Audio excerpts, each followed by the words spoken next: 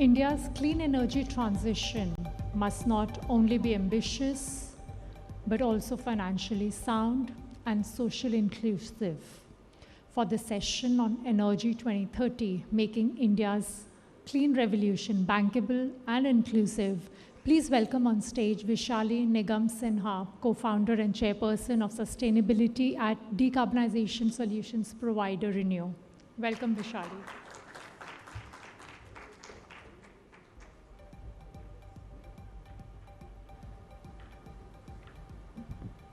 Yes, I'll also be moderating this session.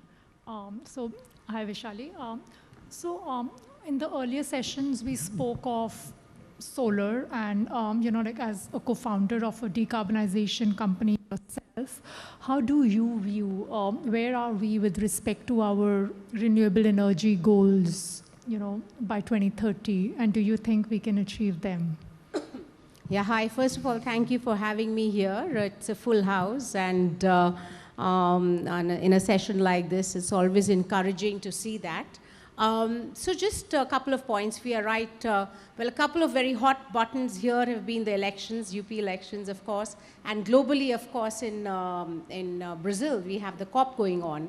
And today is actually the beginning of the political negotiations. So we are really at the cusp of what one can expect. And it's basically a stock take of how the world is doing. And just a little bit of backdrop. I think globally there has been a lot of hiccups in the international collaboration on climate.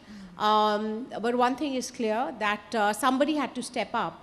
And that's, I would say, India. I think India has done a fabulous job of ensuring that there is intent of policy, and more importantly, there is more action on the ground. So, just to give you a sense, when we started Renew, which is about a decade and a half ago, it sounds like a really long time, but we are fairly young. At that time, we were just at about 75 gigawatts. Yeah. Since then, we crossed 250 gigawatts, so we've tripled, yes. Right? And, and if we look at what we have to do year on year to achieve our 2070 goals, in terms of installed capacity, it is 50 gigawatts year on year, right? And so just to give the numbers, we started when we were at that time in 2010 at about 75 gigawatts. We made a commitment in 2015 at Paris, at the COP then, to deliver 175 gigawatts. And all of us in the sector, in the industry, were struggling to deliver 1 gigawatt. And you can imagine how daunting that task was at that time. And so what the government really did, and I must say our Prime Minister, Shri Narendra Modi, has been deeply committed to this sector, and we've seen it firsthand. Just to kind of, as it's a fireside chat, just to give you anecdotes, he'd come to inaugurate our first wind farm in Jasdan in Gujarat, and at that time, one could clearly say that he got the sector. And as we've seen globally also, you need leaders who are committed, who get the sector and can see that it is not really about infrastructure or numbers, it's really about people. And when you get that, then your commitment accelerates. India has done well, as I said. We are well on our way to achieve our target of 500 gigawatts. In fact, we have already achieved one of our targets 5 years ahead of our 2030 goal of over 50% through fossil free installation of fossil-free electricity. Okay. So that has been done. We are really moving ahead in terms of just ensuring that the 500 gigawatts basket is well diversified between wind, solar, manufacturing, storage system, which is very important for round the clock, green hydrogen, etc. as well, which will feed into, of course. Just one anecdote I want to share, that, at Renew, we've seen that we have grown with, enabling policies domestically. That helps the private sector to kind of contribute. Globally, if I look at 2020, we saw a world around 2020, 22, where everybody was coming together for international collaboration for climate-related transition. And we all had a very international mindset there. Whether it was for green hydrogen, there were a lot of conversations around partnerships with international players for the supply side and so on and so forth. There was optimism. But now, over the last couple of years, last year or so, we have become a little bit more inward focused because there are a lot more opportunities now within India. So to answer your question, that India has provided us with ample amount of opportunities, and that only happens when policies and executions work in tandem, and that's what's happening in India. Okay, so while you spoke about leadership buy-in, policy, execution, another very important lever is finance, right? And green finance, if I'm not wrong, is still 10% of the total project funding. So how do you think can renewable energy, become bankable at scale? Yeah, no, that's a great question, and I think it's really all about finance. Even if I, excuse me, go back to the COP discussion, it's really about financing. Can countries who need the financing, need the capital, really get it? Right now we are, I think, at about $10 to $12 trillion. We need about 25 to $30 trillion year on year for us to be able to, meet the execution requirements, right? Now, what's happening is, I think the government, again, I must give them credit, has stepped in and come up with a lot of enabling policies and programs where financing has made available, whether it's through IRIDA, whether it's through other schemes, and that's definitely helped the sector in a good way. I think companies like us have been quite innovative and have reached out to global investors to be able to come up with innovative products which address the issues of the cost of capital. We've come up with masala bonds and all sorts of permutations and combinations to ensure that we can, manage the risk associated with the fundraise, the debt fundraise. I think what we can do is that the multilateral institutions, the blended finance area, I think that's an area where we can get multilateral organizations and institutions to come in and help us with managing the risk so that we can increase the pool of capital which can be obtained. So these are some of the ways. Otherwise, I think at our own level, at a private sector level, good execution has helped us attract a lot of international capital on the equity side and on the debt side as well. And of course, it's also important because it's a very capital intensive business to ensure we maintain the balance. So the entire management has to be, I think, a bit of the government incentives, innovation by the private sector, financial institution, private finance stepping up a little bit more, perhaps the banks taking a little bit more risk, and of course multilateral institutions as well have a role to play. Do you think that a green financial institution, maybe something like a green bank, would really, help to meet these upcoming, like you mentioned, 25 to 30 trillion dollars for execution requirement? Do you think like something like that would help? Yeah, no, absolutely. I think we are living in a very, as I said, globally fragmented, unpredictable world with a lot of geopolitical issues. And I think it's highly risky when you see countries come in and make ESG, sustainability, renewables a bad word.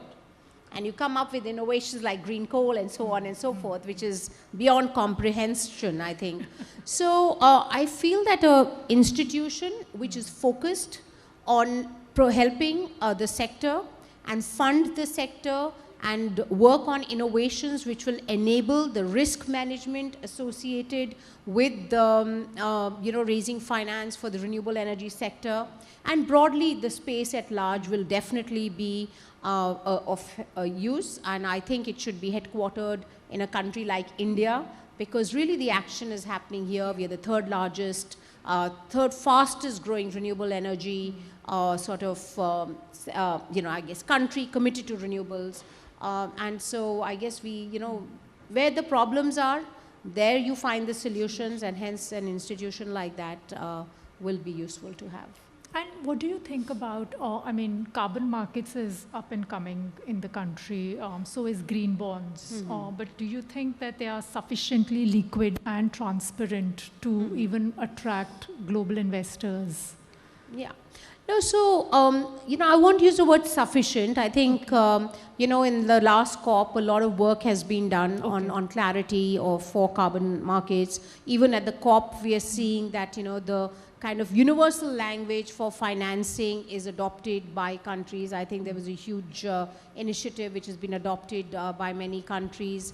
And, so I think all of these initiatives, climate is not something we can do in a country all by itself, especially things like carbon markets. The supply is coming from global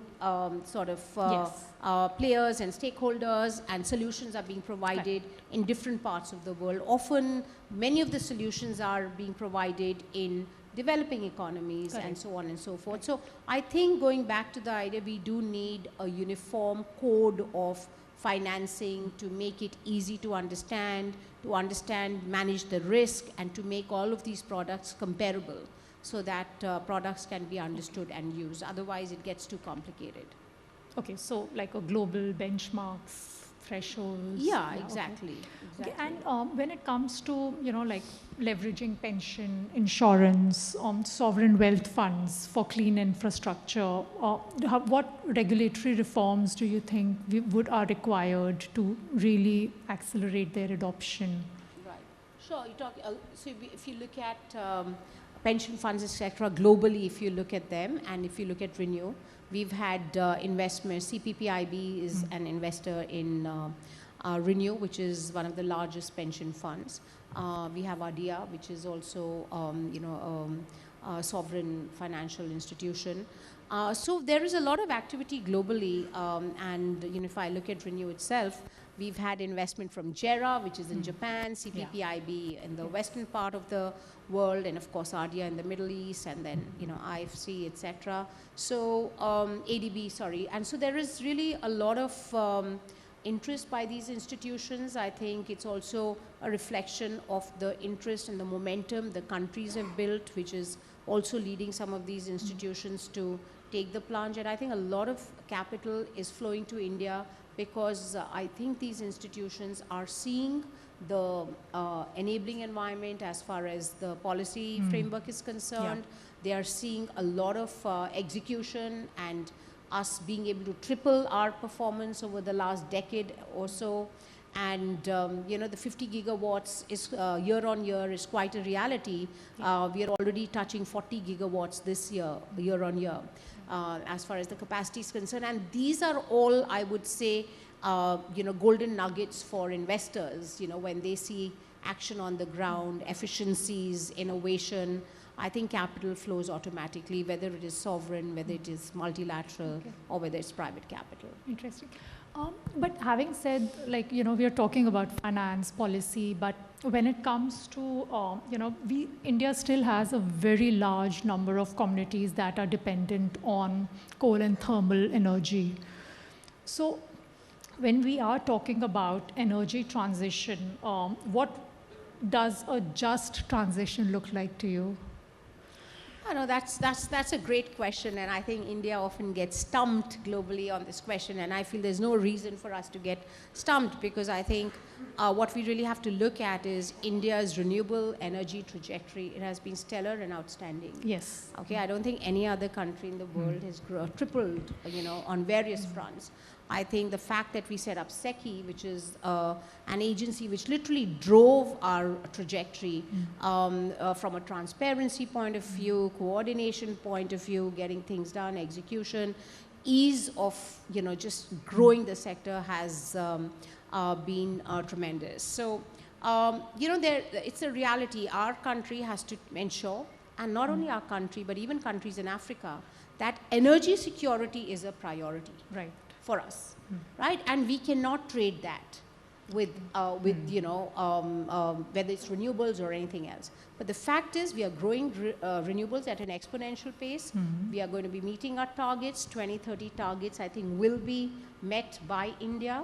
Now, as far as managing coal is concerned, we have committed to peaking down, but perhaps not out as yet. I'm sure and confident at the right time that will happen, because we need to make sure that people have electricity and they cannot go without electricity. We also have to make sure that the narrative is set by countries of the global south who are taking lead, who are doing way more than countries who are going back on their commitments and are demanding us to do things which may not necessarily be in the interest of our country. So we in India are trying to balance what is required in India with our global commitments and being a proper, and I would say we are playing climate like we play cricket. So, you know, it is kosher and it is fair, and we'll definitely, I think we have to look at jobs. And so one of the things which is being done in our country is that, you know, the government, state governments are inviting, you know, companies to set up manufacturing facilities. Solar has seen a huge push, right? In areas where you've had, I would say, fossil industries. So hopefully we'll be able to minimize job loss, which happens as a result of closing down units, etc., as and when that happens. So I think there's a strategic, reflective strategy to ensure that we meet our 2070 goals. As they say, slow and steady wins the race, but we are not slow, we are fast, but rather steady. So, yeah. Can you, you know, just for the sake of more clarity, you know, energy poverty is very real, right? So can you share like a interesting case study, a very positive anecdote on, you know, like on what a just transition or equitable transition looks like? Sure, absolutely. So a couple of things, and this is obviously, as you can see, an area I'm really excited about, because I really do believe that energy transition really is about people. All of what's happening, whether it's COP, NDCs, what our governments are doing, it's really about people, the future of our country, the children, and so on and so forth, right? So we really need to ensure women are the biggest sort of, I would say, recipients negatively of climate impact, you know, whether it is migration, this, that, and all. So, you know, at Renew, we focus a lot on addressing the negative impact on the lives of women and children. So we are working on reskilling women, right? So one of the areas which we are working on is, you know, reskilling salt pan workers so that they can go and work as solar technicians in different parts of the world. We really, people often say in our sector there's not enough manpower, but I do believe there are enough women out there who can be reskilled and contribute. We are seeing it firsthand happening at Renew in our facilities. So I think that is one area where I think inclusive and, you know, and as far as just transition is concerned, we are working on a very comprehensive plan to ensure that the coal mine workers get reskilled to become, you know, get ready for the clean sector. And we have a program we are running in the eastern part of the country. As you know, that where the sun shines and the wind blows versus where you have coal, they are in different parts of our country. So we are reskilling couples so that if there is need for migration, couples can move together. And that is a program I'm extremely excited about, and it warms my heart to be able to see that women are leading the skilling and the husbands are following so that they can both move together to areas where jobs are there in abundance. And I think the government is doing a great job with respect to the whole skilling initiative, and we are working not only with the Skill Council, but some international partners to bring in technologies and skill the you know, indigenous people of India who are actually getting impacted by climate in you know, Gujarat, in Rajasthan, and as I said, in Jharkhand and other parts where there is need to reskill.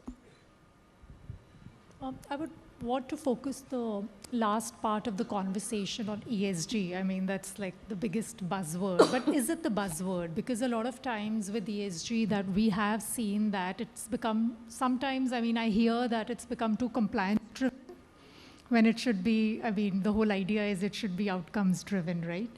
So, I mean, where do you see this shift? Is it really happening from like reporting to real outcomes? You know, I chair the ESG sustainability function at Renew, and I just don't understand when people say that ESG is compliance driven and not outcome. You need compliance to get to outcomes, right? If you don't have, you need a driver for that, right? I think we're all in business. We all need things to feed into our bottom line. Yeah. And whether it is compliance, whether it is profitability, doesn't matter. it makes good business sense. And I can tell you firsthand, whether it is how you, if you care about how you do business, right? So when Sumant and I started this company, I think it was very important for us that what we did was important, but how we did business was very important. And if how you do business leads into your, sort of feeds into your bottom line, it's amazing. And so let me give you an example. I think on all fronts, right? We've just got a CSA score. India's got the highest ever, not India, Renew has got the highest score scored by any Indian utility, right? We are at a score of 82, 83. We're very proud of it. 3 years ago, we were at 46, okay? And so that's not a score. It's a transformation which has happened in our company with respect to how we use water, how we clean our panels, how we focus on our supply chain, how we are building capacity in our supply chain, safety, how do we do business, how do we run an inclusive organization where there are women who are also involved in leadership roles. We have a board at Renew, we have 40% diversity there, and all of these things matter to investors. And investors are the ones who provide you the capital. It matters to partners. So we have partners in companies like JERA, Mitsui, global equity partners I just mentioned. All of them have spent an enormous amount of time assessing our sustainability ESG performance. And for all our funding on the debt side also, how we do business in our site is an important part of the funds we get, right? And it also helps us with our rating and hence the cost of our capital. So if anybody says that ESG is just an acronym, I don't get it, and I'd love to spend time to understand why they're saying that. But okay, so if you have to tell me like two things probably, because greenwashing is also very rampant. As journalists, I know it's such a tough task to identify the initiatives where real transition is happening. So if you have to tell us, like as general consumers, what should we know?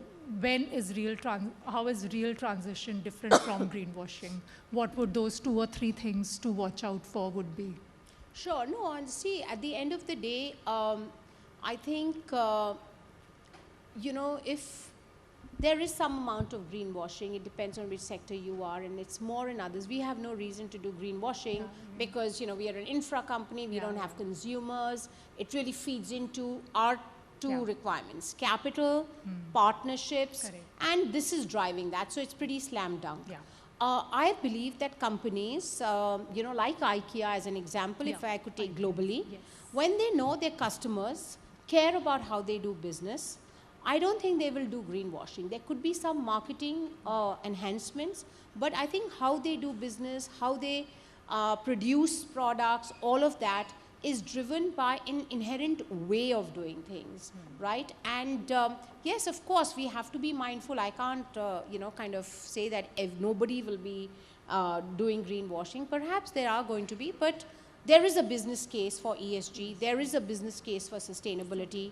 And, at the end of the day, it is a philosophy. I think sustainability is a philosophy. It is a value system. And it gets transferred, I think, from leadership, whether it is in a company, down to the site, as is in the case of Renew, from the leadership of a country, as it is in our case, like the Prime Minister is deeply committed, and therefore it's been a green revolution decade over the last 10 years. And we've attracted capital, we've attracted foreign partners. So I think philosophy leads to policies, which leads to action on the ground. And then greenwashing can take a backseat then, I feel. That's the way it works. Okay, so thanks for this very positive note.